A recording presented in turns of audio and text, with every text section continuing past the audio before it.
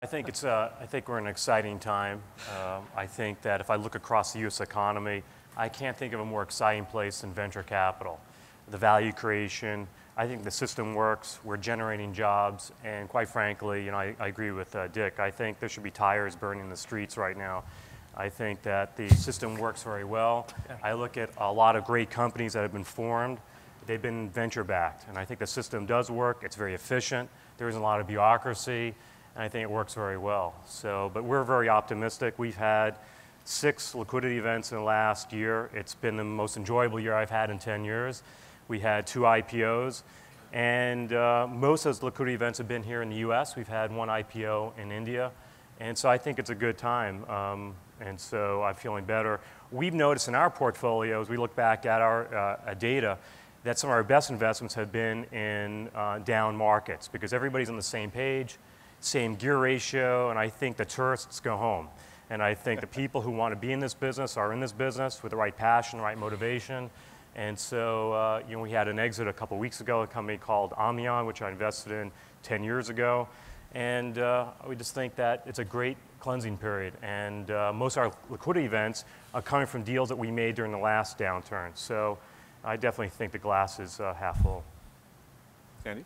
Sure, I agree with these comments. And while there are challenges in both the exit environment and the fundraising environment, the reality is it all starts with the entrepreneur. And today's entrepreneur is really standing on the shoulders of the successes of the past, just as actually those of us newer in the venture business are standing on the shoulders of people like the gentleman over here, like Dick and Gary and so on.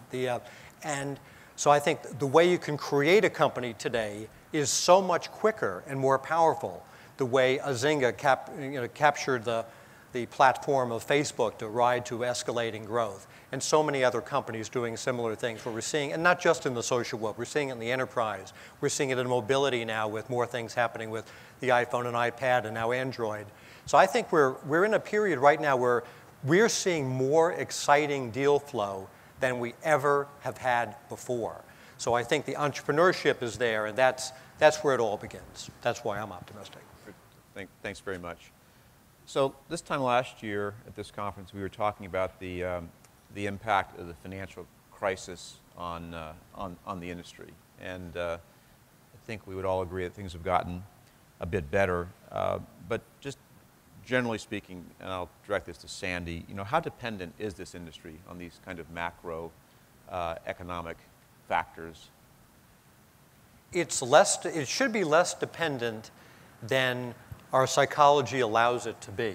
I mean, basically, the one thing you're sure of when you're making an investment in the environment is when you exit, the environment's going to be different.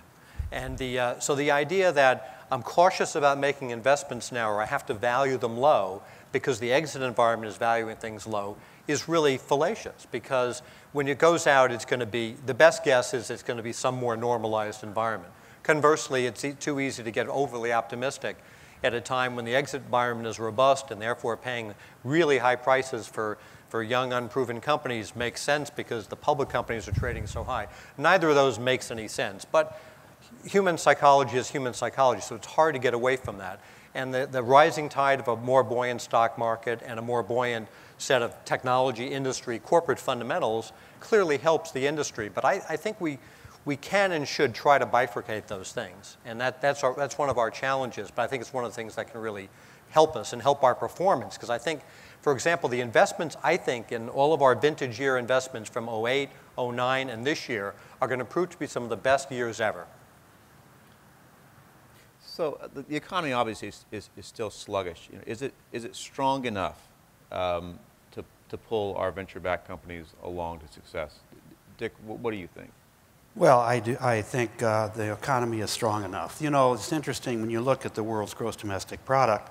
10 years ago, we were at 25% of the world's gross domestic product. Today, we're at 25% of the world's gross domestic product. China and India together in 1850 accounted for 50% of the world's gross domestic product.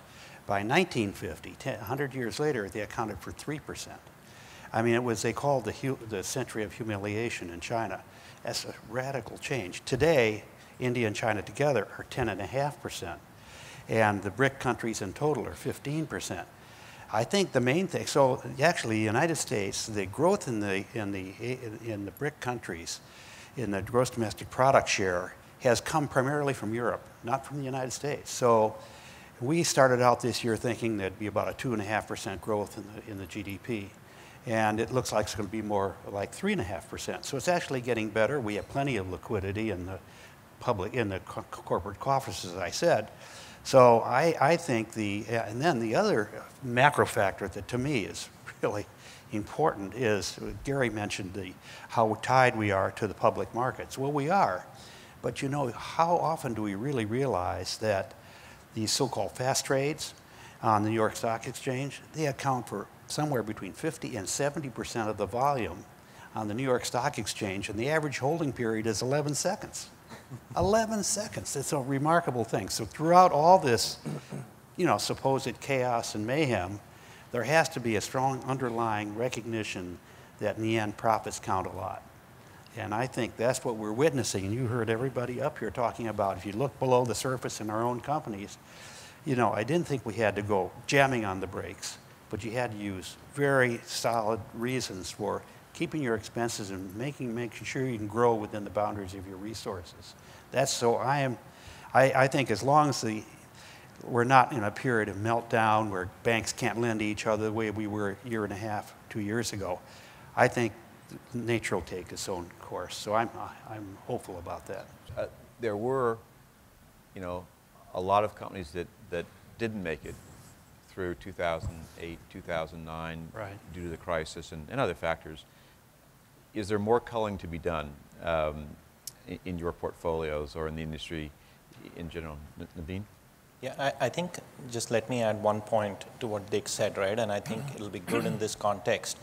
So I think there are two other trends we need to watch out for. So one is globalization. A lot of the US companies are going to benefit, maybe not in their second and third year, but as they go to 6th, 7th, 8th year. Yes, the US economy is growing at 2.5%. But look at some of the other markets and the world being boundaryless, global innovation, a lot of companies in Silicon Valley, they're selling outside. And the second thing I would say is the companies we fund, most of the time they go after markets which don't exist, but then they grow at those markets grow at 1,000% per year. And those markets are so small that the big companies say, why am I playing? I need to grow at least 4x of the economy, 10%, there's no market, I'm 10 billion in revenues, it's a waste. So I think stepping back to what you were saying, the culmination of the portfolio, did it shrink? I think I just was reading this morning some of the venture data. Just let's go back 10 years because we're talking 10 years. In 2000, the industry funded 6,300 companies. Some of them were early stage, some of them were follow-on rounds. Through the mid-2000, the pace was roughly 3,000 to 3,500 new companies. It came down in 2009 to 2,500. And in the first quarter of this year, we did 600 new deals.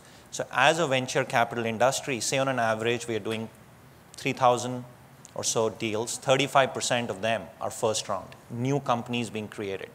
And so maybe we're funding 900 new companies per year. We saw the M&A charts, 350 to 400 M&As, maybe 30 to 40 IPOs this year. So 900 new companies get funded. Over 10 years, it's 9,000. 400 or 450 exits. That's 4,500 exits. So where are the remaining 4,500? Say maybe as an industry, we shut down half of them.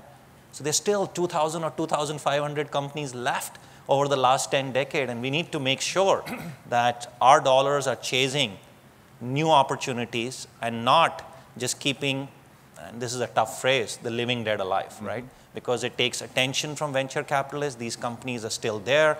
Why put good money on top of bad money? And I think all of us, I don't know whether the panelists agree, we are looking at that, and I think that's the hard data. So I think some culmination has happened, but it's not just because of the 08, 09 factor.